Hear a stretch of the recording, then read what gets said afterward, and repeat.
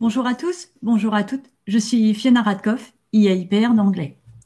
Pouvez-vous nous donner une trame à suivre pour travailler un film?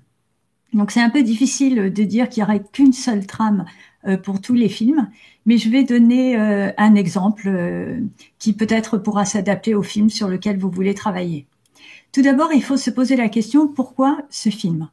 Et donc voir en quoi le contexte historique est important, le contexte historique qui est représenté dans le film, mais également le contexte historique de l'année de diffusion du film et en quoi le point de vue qui est montré dans le film est important pour le spectateur de l'époque et puis également pour le spectateur d'aujourd'hui. Qu'est-ce que cela apporte sur le plan des connaissances culturelles du pays? Si vous prenez un film qui est dans les programmes, il y a certainement une raison et le film va donner une perception du pays qui va au-delà de la vision stéréotypée qu'on peut avoir de ce pays. Donc, dans un premier temps, voir le contexte historique. Ensuite, il faut travailler le sens du film. Donc, il faut montrer le film, il faut travailler la compréhension orale, s'assurer que les élèves comprennent le sens, et pour cela, travailler le lexique. Donc, vous pouvez mettre le lexique ou demander aux élèves de le mettre au fur et à mesure dans une application telle que Quizlet, et puis travailler la façon dont on peut prononcer et hacher certains mots, la façon dont la prononciation est très différente de la façon habituelle de l'articuler dans le contexte de la classe normale. En même temps que vous allez travailler la compréhension orale, voir toute l'analyse filmique, c'est-à-dire aborder la notion du genre. Si c'est un film à suspense, mais c'est pas le même genre que si c'est un western. Donc aborder le genre de film, mais également toute la technique filmique, le point de vue, l'angle, tous ces termes qui sont spécifiques au film, qu'il va falloir travailler avec les élèves et sur lesquels il va falloir les évaluer pour qu'ils apprennent le lexique.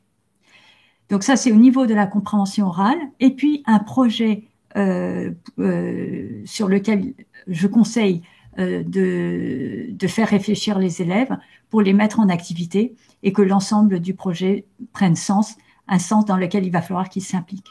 Donc, le projet va venir après, mais vous leur donnez dès le début de la séquence pour qu'ils comprennent qu'ils vont avoir ce sur quoi ils vont devoir travailler. Et puis ensuite, ça vient ensuite, mais en fait, vous réfléchissez à cela dès le début. Comment amener les élèves à développer leur expression orale, la compréhension orale, et puis tous les savoirs. Et puis enfin, l'évaluation. Et donc, il faut évaluer le lexique, parce que sinon les élèves l'apprennent pas. Et puis, il faut évaluer le projet. Et donc, si le projet, les élèves doivent faire un film, il faut l'évaluer. Il faut qu'ils aient le critère d'évaluation tout à fait au début de la séquence. Si c'est une mise en scène, il faut leur donner également les critères d'évaluation et il faut les évaluer en fin de séquence. Voilà, donc une trame à suivre, c'est un peu difficile de dire que c'est forcément dans cet ordre-là, mais vous voyez qu'il y a différents points qui sont des incontournables pour travailler un film. Voilà, j'espère avoir répondu à la question.